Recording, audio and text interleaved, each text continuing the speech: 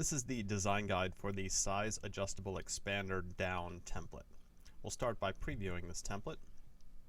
And as you'll see, this works just like our typical pencil expander, with the caveat that this can be adjusted to be any size and shape you like.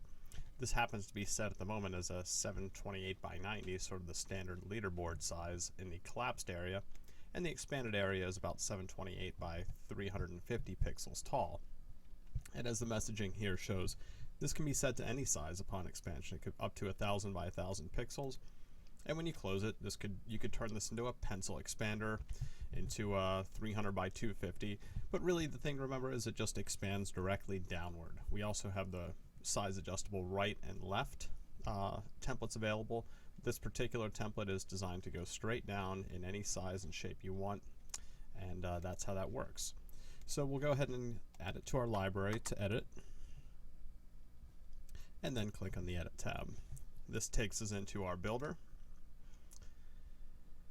And from a step one text standpoint, it's very simple. There's just an open and close button. You can name those whatever you want here.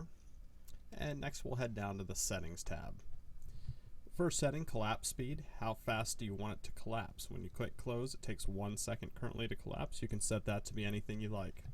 Same thing with expand speed. How many seconds to expand when they click on expand? Would you like it to automatically expand on initial render? Yes or no? If you click yes here, this is automatically going to drop a cookie onto the user's browser. What that means is in the next setting, you can actually limit the number of times it automatically expands to once, for instance, every 24 hours.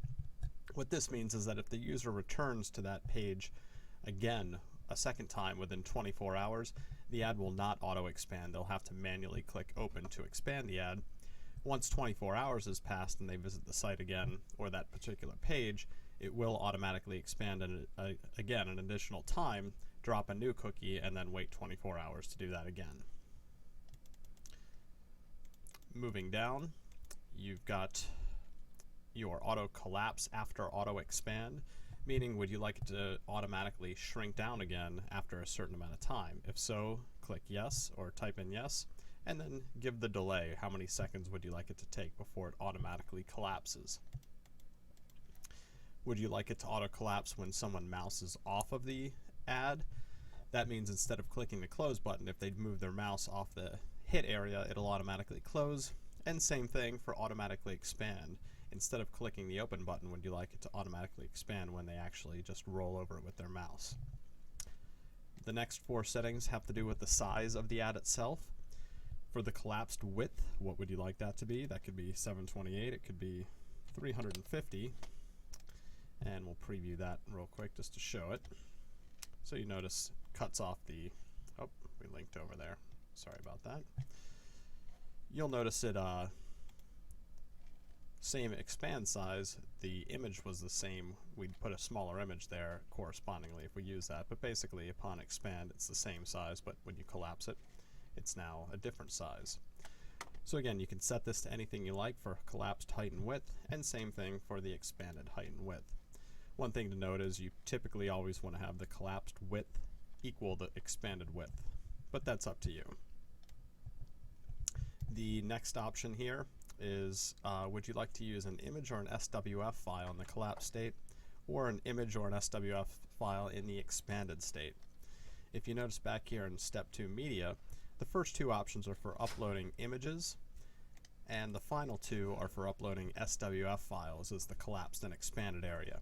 Again, you'll set these to be whatever height and width you've set down here in settings, and you can upload both. It'll simply reference either the image or the SWF file depending on what you've selected or typed in here. Finally, you can move the open and close button to the bottom when expanded, and you can use custom images for the open and close button if you like.